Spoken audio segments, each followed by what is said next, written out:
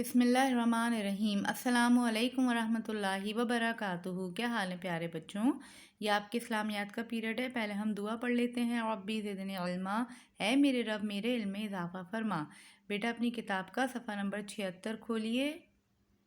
صفحہ 76 پہ ہم آ گئے ہیں بیٹے، اور یہاں پر ہمارے پاس باب پنجم ہے، مشاہیر اسلام حضرت عائشہ صدیقہ رضی اللہ تعالی عنہا۔ کل ہم نے ان کے حالات زندگی پڑھے تھے، آج ہم آپ کی شخصیت سے شروع کرتے ہیں۔ حضرت عائشہ رضی اللہ تعالی عنہا علم و فضل میں یکتا تھیں، بے مثال تھیں، ٹھیک ہے۔ اکثر صحابہ کرام رضی اللہ تعالیٰ عنہم اپنے علمی و فقہی مسائل کے حل کے لیے حضرت عائشہ رضی اللہ تعالیٰ عنہا کی خدمت میں حاضر ہوتے، اور آپ رضی اللہ تعالیٰ عنہا ان مسائل کا حل بتایا کرتی تھیں۔ حضرت عائشہ رضی اللہ تعالیٰ عنہا، اگلے صفحے پر آئیے، قرآن، حدیث، فقہ اور تاریخ کے علوم پر دسترس رکھتی تھیں، عبور رکھتی تھیں۔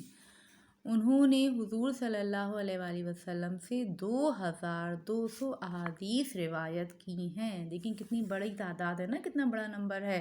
2200 احادیث نبی کریم صلی اللہ علیہ وسلم سے روایت کی ہیں۔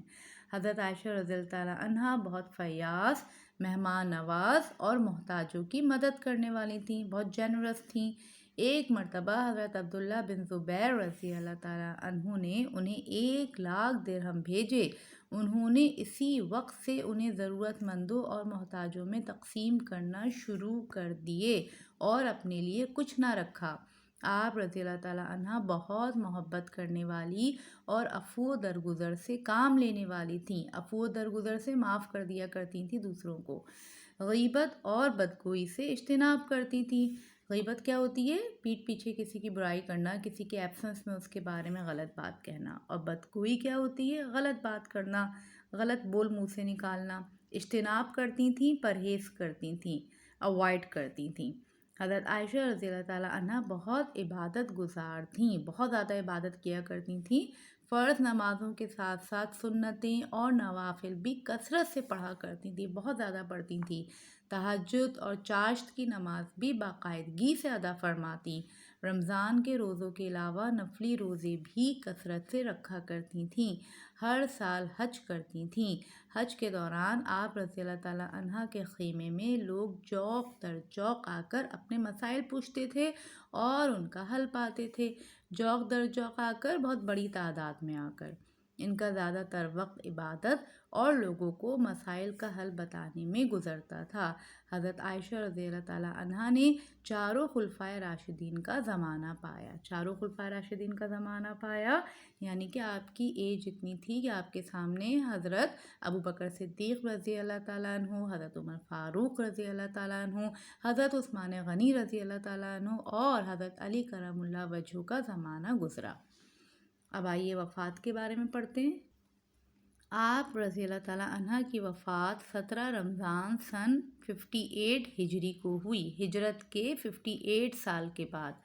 آپ رضی اللہ تعالیٰ عنہ کی نماز جنازہ حضرت ابو ہریرہ رضی اللہ تعالیٰ عنہ نے پڑھائی، اور آپ رضی اللہ تعالیٰ عنہ کی تدفین جنت البقیع میں ہوئی۔ جنت البقیع بیٹے قبرستان ہے، کہاں پر ہے؟ جی مدینے میں، وہاں پر ہوئی۔ حضرت عائشہ رضی اللہ تعالیٰ عنہ کی کوئی اولاد نہیں تھی۔ انہوں نے اپنی کنیت اپنے بھانجے عبداللہ بن زبیر رضی اللہ تعالیٰ عنہ کے نام پر عبداللہ رکھی تھی۔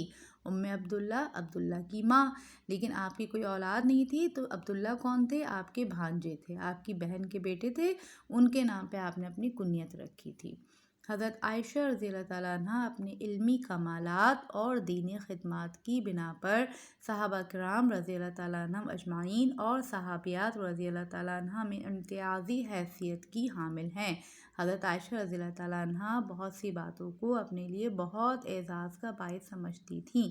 مثلاً آپ رضی اللہ تعالیٰ عنہ کے حجرے میں حضور صلی اللہ علیہ وآلہ وسلم پر کئی مرتبہ وحی کا نزول ہوا۔ جب نبی کریم صلی اللہ علیہ وسلم حضرت عائشہ کے حجرے میں تشریف رکھتے تھے، اس وقت کئی مرتبہ حضرت جبرائیل علیہ السلام وحی لے کر آئے۔ حضور صلی اللہ علیہ وآلہ وسلم کا انتقال آپ ہی کے پاس ہوا اور حضور صلی اللہ علیہ وآلہ وسلم کی قبر مبارک انہی کے حجرے میں بنی۔ ان کے ماں باپ دونوں نے مدینہ ہجرت کی، اور یہ کہ اللہ تعالیٰ نے ان کی پاک دامنی کا ذکر قرآن میں فرمایا۔ دیکھیے قرآن تک میں حضرت عائشہ کا ذکر ہے، آپ کی پاک دامنی کا۔ حضور صلی اللہ علیہ وآلہ وسلم نے حضرت عائشہ رضی اللہ تعالیٰ عنہ کے لیے فرمایا، عائشہ رضی اللہ تعالیٰ عنہ کو عورتوں پر اس طرح فضیلت حاصل ہے جس طرح سرید کو دوسرے کھانوں پر۔ ٹھیک ہے بچے، یہ ہم نے حضرت عائشہ رضی اللہ عنہ کے بارے میں مختصر سا پڑھا ہے۔ آپ کتابوں سے لے کر ان کے بارے میں اور بھی پڑھیے اور ان کے اخلاق اور ان کی خوبیوں کو اپنی زندگی میں شامل کرنے کی کوشش کیجیے۔ جزاک اللہ خیراً کثیرا۔ السلام علیکم ورحمۃ اللہ وبرکاتہ۔